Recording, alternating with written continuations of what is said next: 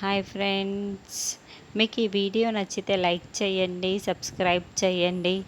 భూమి ఇక నేను వెళ్ళొస్తాను అని ఒక బ్లూ కలర్ బ్యాగుని సంచిని తగిలించుకొని శరత్చంద్రకి చెబుతూ ఉంటుంది. అప్పుడే మీరా నగపెట్టెని తీసుకువచ్చి, అన్నయ్య అన్నయ్య, నువ్వు ఇందుకోసం తీసుకువచ్చిన నగ కనిపించటం లేదు అని చెప్పటంతో, ఏంటి కనిపించటం లేదా అని శరత్చంద్ర షాకింగ్గా అడుగుతూ ఉంటాడు.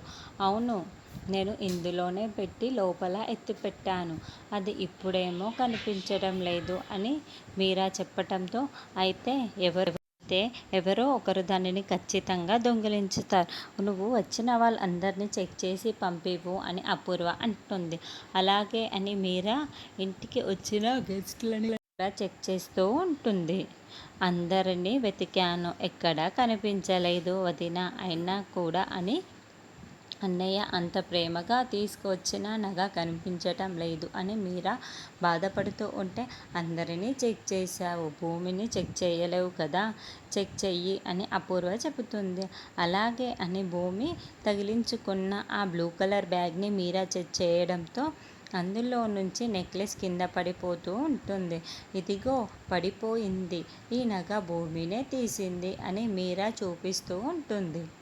అయ్యో, నాకేమీ తెలియదు, నేనేమి ఆ నగని తీసుకోలేదు అని భూమి ఏడుస్తూ చెబుతూ ఉంటుంది. రెడ్ హ్యాండెడ్గా దొరికిపోయిన తర్వాత కూడా నువ్వు తీయలేదు అని ఎలా మాట్లాడుతున్నావు ఏంటి అని అపూర్వ తిడుతూ ఉంటుంది. నీకు ఏం కావాలన్నా నన్ను అడగమని చెప్పాను, ఏదైనా ఇస్తానని చెప్పాను, నువ్వు అడిగి ఉంటే ఆ నగని నేనే నీకు ఇచ్చేదాన్ని కదా, కానీ నువ్వు ఇలా దొంగతనం చేస్తావా, అర్హత లేని వాళ్ళని నేను సింహాసనం మీద కూర్చోబెట్టాను చూడు, నాదే తప్పు అని భూమిని దొంగతనం చేసి శరత్చంద్ర మాట్లాడుతూ ఉండటంతో భూమి ఏడుస్తూ ఉంటుంది.